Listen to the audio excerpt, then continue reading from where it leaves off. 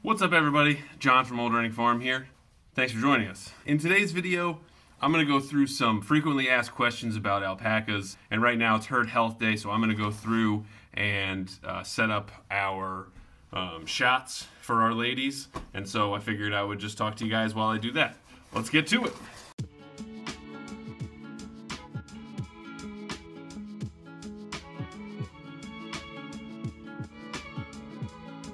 So the number one question we get all the time is, what do you do with them? And honestly, the answer to that is not that much. You know, they're very calm animals.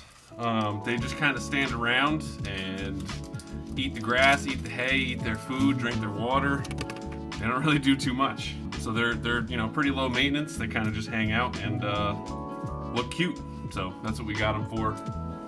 Back before the whole pandemic thing happened, we had a lot of people over and come and meet them and say hi, and they would come up and sniff around and maybe eat some food out of your hand, but other than that, they don't do too much.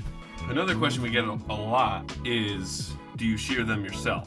And the answer to that is absolutely not. So we're only 1 year alpaca farmers. This is going to be the end of our first year. We've had 3 of our girls for a little over a year now. We got them in October of 2019. It definitely pays to have an expert come and do the shearing. We have 5 alpacas. It took them about an hour to do all of them, and I think it probably would have been like 4 or 5 for us. And they just have a whole setup, and they know exactly what they're doing and where to put the alpacas and how to hold them so they're not too scared or struggling and hurt themselves. So it's definitely better to have an expert do that. Another question we get is, are they hard to take care of? And the answer is not really. They do pretty well on just grass and second cut hay and some regular feed. We're in Connecticut. We have a lot of white-tailed deer, which means there's a specific worm called meningeal worm that is carried by the deer that can get to the alpacas. If the alpacas get it, it is deadly. So that's what I'm doing right now. As you can see, this is Dectomax, and this is really the most difficult part of it is giving them their shots. We got to give it to them. We're on a 28-day cycle, so it's every 4th Sunday, just that way we don't forget. So other than that, you just got to feed them, got to give them their hay, and they just do their thing. The next question is, are they expensive? And when it comes to it, the alpacas themselves are not expensive. I think overall their setup was a little bit expensive.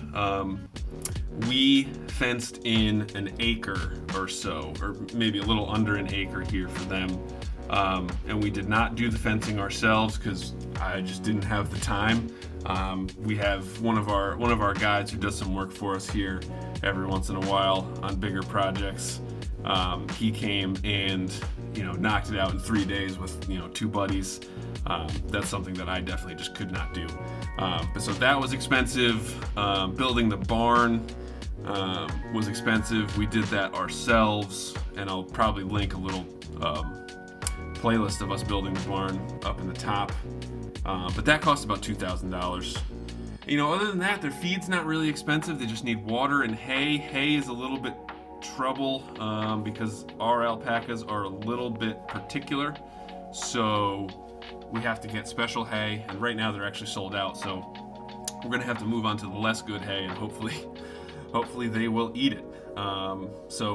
I think expensive, not really, but you'll find a lot of alpaca farmers will say you're not going to make a profit doing this, and especially not us with 5. Maybe if you had 1 million and you had really good fiber, but there's a big delta between like pet quality alpaca fiber and like show quality alpaca fiber, and we just like them as pets. I don't think they're any more expensive than our dogs. And they stick around and contribute absolutely nothing. So another question we get is, what do I need to get started with alpacas? And oddly enough, we just did a video about this a few months ago. So I will link that in the top and just give you a brief rundown. Got to have fencing. Gotta have shelter, which is really just a 3-sided shelter. You know, our barn has 2 big open doors, and you need to be able to get them food and water, and that's pretty much it. But you don't really need a ton to get started. You know, you just need some land, you need some fencing, and you need some shelter. Oh, another frequently asked question, and I've seen this, you know, we're members of several alpaca farming groups. You see this all the time. Can I keep boys with girls? Absolutely not. So, alpacas, they will mate and mate and mate and try to mate and mate some more with females. So, boys are no good with females. They will just continually try to mate them, and they can hurt, you know, they can hurt the baby if the female's pregnant. They can hurt the female, you know. So even gelded males, which are, you know, fixed, they will still have the instinct to try to mate, and so they will just, again, just continually try to mate with the females, and that is just not a good thing. So you don't want that. I've also heard that you want to keep them. Even if you have boys and girls, you want to keep more than just a fence in between them. You want some air in between them. You don't want to keep them so that they can touch noses and stuff like that. That'll drive the boys crazy. So keep them separate, keep them safe. Another very popular question on the internet is, can I keep them with goats? And I'm not here to tell you what to do. I'm just here to tell you what I heard and from our experience. So the internet says that you can't. I know several people who do and don't seem to have problems. But from what I've read and what my wife has read, you know, there's a lot of cross-species viruses and, you know, worms and stuff like that. So keeping goats and alpacas together can be a little bit dangerous, just because there's some, you know, diseases that can go back and forth, and also they require completely different nutrition. I forget exactly what it is because I'm not a goat person, but there's something that you need to give goats that is really, and maybe it's magnesium or something like that. That's really, you need a high amount to give it to goats, and like it's way too much for alpacas. So if the alpacas get in the goat feed or the goat minerals, it's a real problem. So you want to be careful with that. And so I would just say, you know, again, I'm not an expert. I'm just some guy. But so, you know, just do your research and see what works for you. And I would say if you're trying to save money and keeping animals together or make life a little bit easier for you, just think about, is it really worth it? You know, maybe it's worth it to just keep them separate and build a separate shelter and, you know, keep everybody safe and healthy. Big question. What do they eat? So they do eat grass, and, you know, this is a question that kind of depends on where you are in the country or the world. You know, we're in Connecticut. It's the end of November right now, so our grass is not that healthy. So our pasture, well, not that it's not healthy, but, you know, it's obviously not growing. It's going through its dormant stage, so there's not a whole lot of grass for them to eat. We give them grain every morning, mixed with some calf manna for just some additional minerals and whoozy whatsits.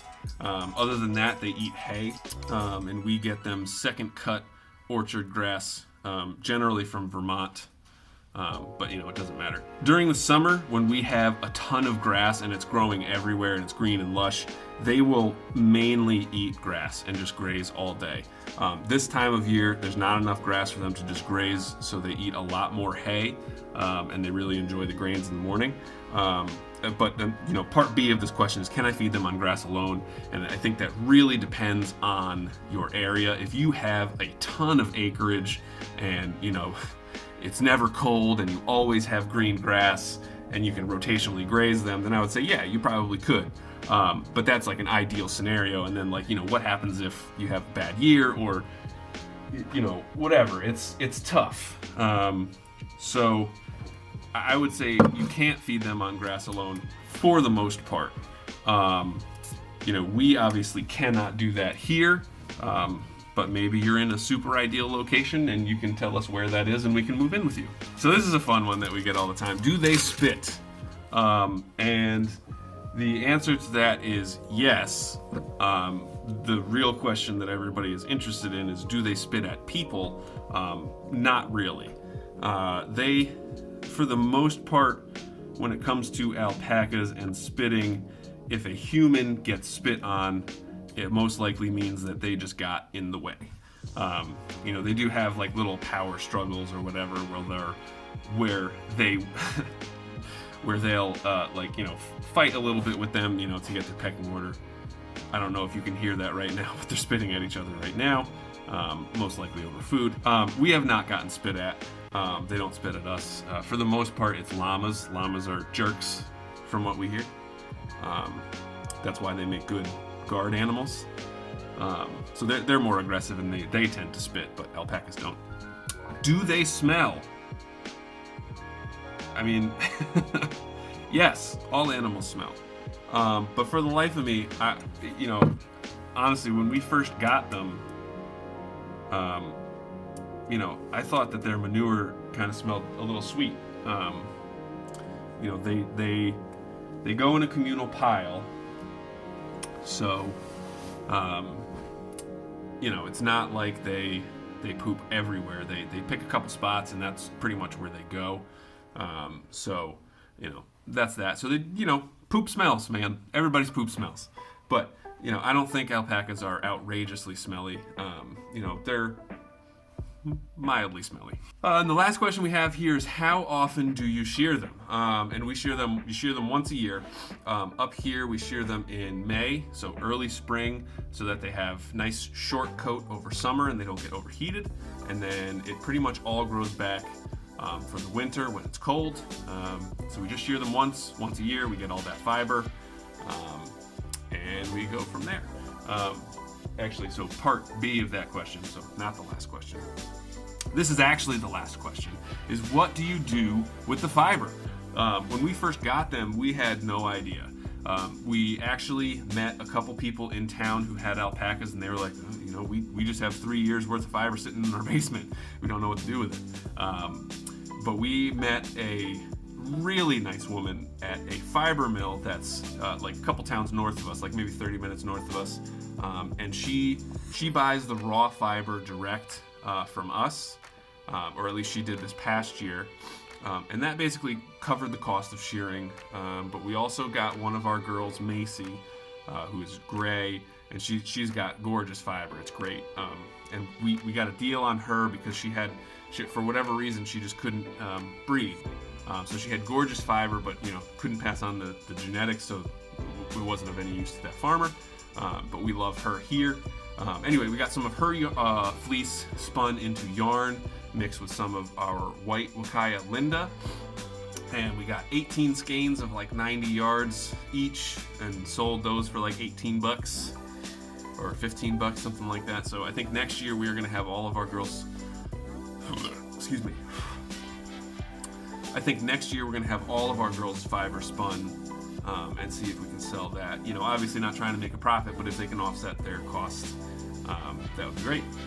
So this is now the end of this video. I hope you guys enjoyed it. Thank you very much for sticking around. If you have any questions, if you think we've missed it, please leave a comment. Let us know. We will be happy to answer any questions you have. You can always send us an email, oldreddingfarm@gmail.com. You can hit us up on Instagram @oldreddingfarm. We love meeting new people. We love getting to know people who are just getting started into alpacas. We love helping any way that we can. And you can help us by subscribing. Anyway, thanks again for watching, guys. Talk to you later. Bye!